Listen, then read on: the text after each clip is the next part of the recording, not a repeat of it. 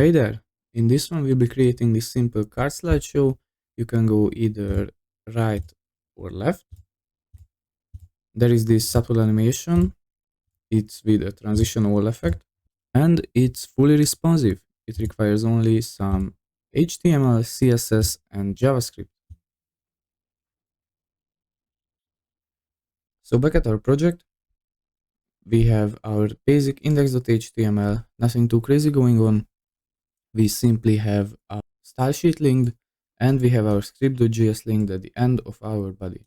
As for our style sheet, we have some basic, really simple settings. We have a background and all the alignment settings, and our script.js is completely empty. So here in our body, we are going to start off by creating a div with the class slider. And inside this one, we are going to have yet another div. This one is going to be with the class slider container. Let's create our div for the controls.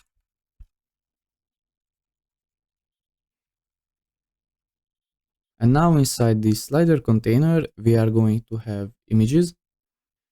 Choose whatever images you prefer. For me, I have these all set up. And as for their classes, each of them is going to have the class slider item. And what's going to be different is that each of them will have 5, is going to have a different class. One is going to be slider item 1.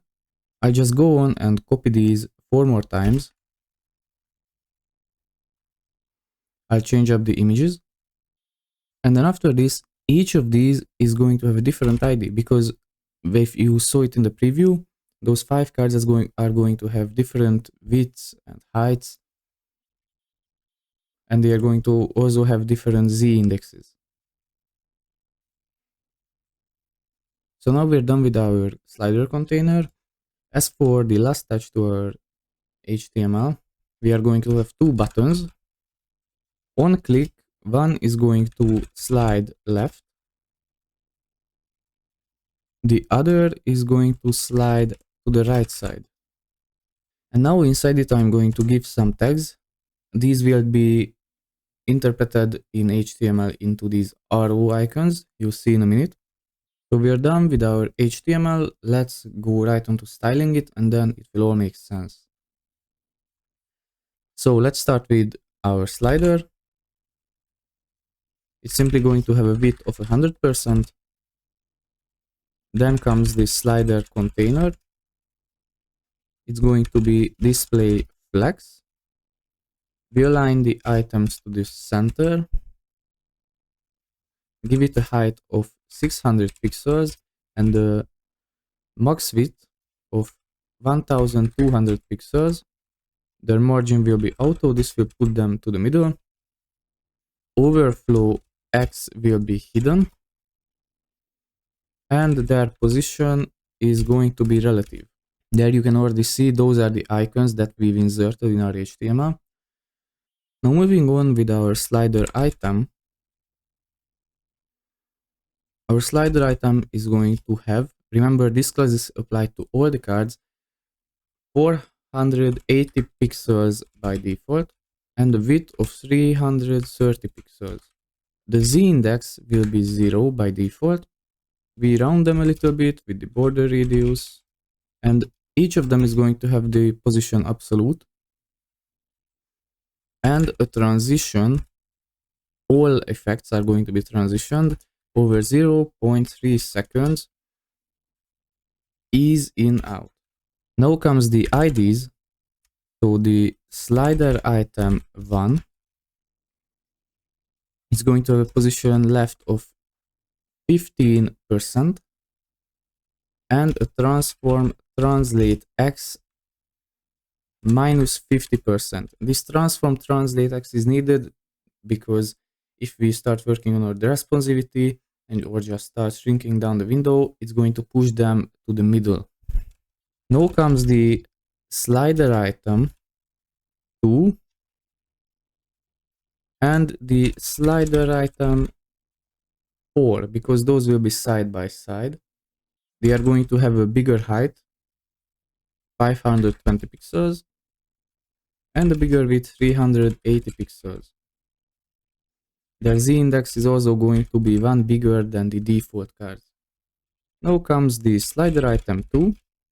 Its left position will be 30%. So we are yet again offsetting it. And we are going to copy the same line as the transform translate x. You can already see it starting to align. As for the middle card, the slider item 3, its height will be 600 pixels with a width of 400 pixels. The z-index will be the highest out of all of the cards, so 2. Its left will be 50% because we want it to be exactly in the middle. And we are going to copy yet again the same line, the translate x. There you can see it's already in the middle. And I'm going to copy the slider item 2 and paste it in 2 more times. And this one is going to be the slider item 4 and the slider item 5, because we need those to be different left. So the 4 will be 70%, while 85% will be the slider item 5. I've made a typo here. Be sure to notice your own typos as well. And now we're going to start working on the slider controls. We're going to use flexbox to align everything to the center. Let's give them a bit of margin on the top and 0 on the sides. Their height will be 100 pixels and there should be a gap of 30 pixels between them. As for the buttons inside the slider controls, whenever you hover over them, you should have a cursor pointer. Their width will be 70 pixels and their height should be set to.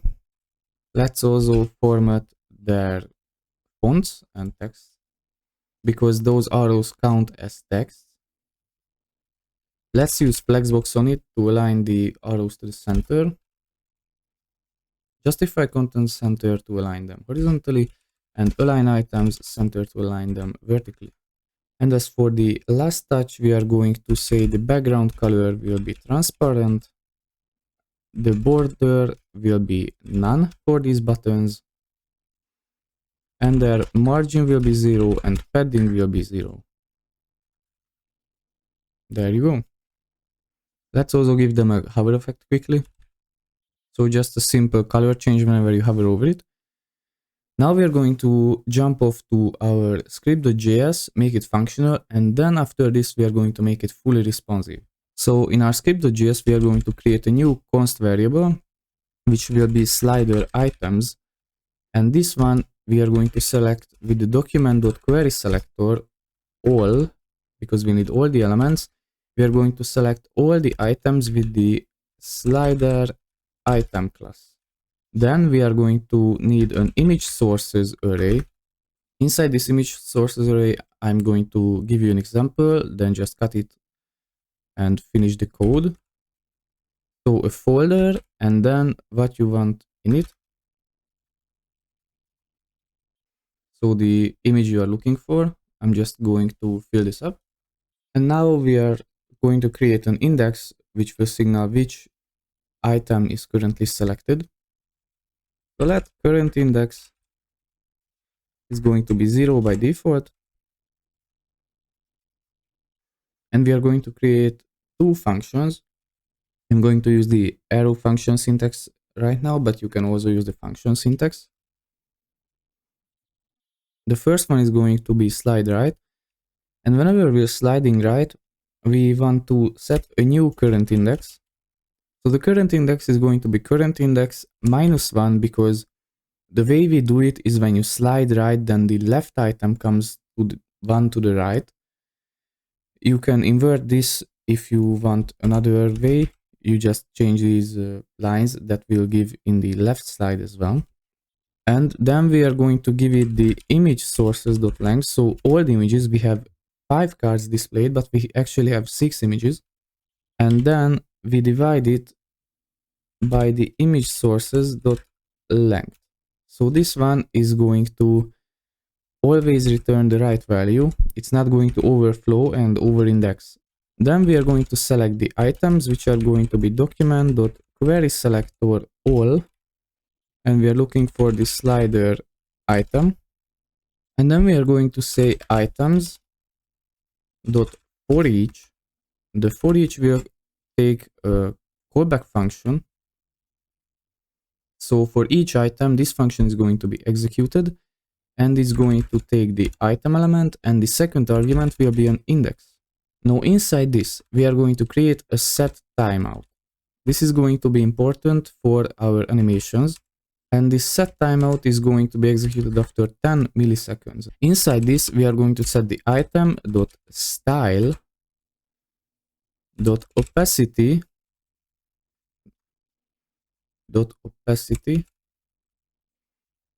to 0.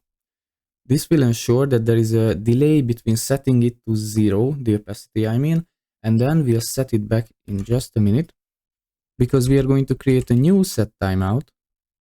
Oh, and yes, sorry, this one is going to be actually 10 milliseconds, and this one is going to be 50 milliseconds, but multiplied by the index. This is what will delay it. It will look like a line is changing the cards. So as the line is going, the cards are changing. And then inside this, we are going to set the item.source equal to the image sources current index plus the index that we're currently on. Put this in parentheses, and we are going to yet again divide it by the image sources dot length. This will ensure, if you do the math, that we are not overflowing anyway during the indexing. And as for a finish, we are going to set the style.opacity back to 1. So now, since we already applied this slide right function to our button, it should be working. There you go, it's working. The left is not yet. To make the left function, just copy this, paste it right in. Of course, give it a right name, slide left. And the only thing that we're going to change here is going to be the first line. So here we are going to set the current index equal to the current index plus 1, and then simply divide it by the image sources dot length. This is all that's going to change. Now it should be working. Yes, except that I missed this. This is not going to be 50 times the index, because if we want it to go backwards, it's going to actually be 50 times the items dot length minus the index, and put this in parentheses. And now it is working. Now it's going, if we press the left button, from right to left, and from the right from left to right. You can experiment with this. And to make it fully responsive, we are going to create some media queries. The first breakpoint is going to be at the max width of 675 pixels. And all we're going to do is modify the slider items. So the simple slider item is going to have a height of this pixel and a width of 250 pixel. And I assume that you don't really want to sit through and watch me code all these height and width variables, because we are going to do the same for just 2 more queries. We are also only setting the width and height. So I just cut to the chase and then show it to you after. The source code is available on our website anyways. So now we have our basic query. We have another query when it gets smaller, then the cards will get smaller as well. And we have yet again another query. If you take a look at this in practice, you can see how it's shrinking down. And this is the smallest mobile view, and it's working perfectly.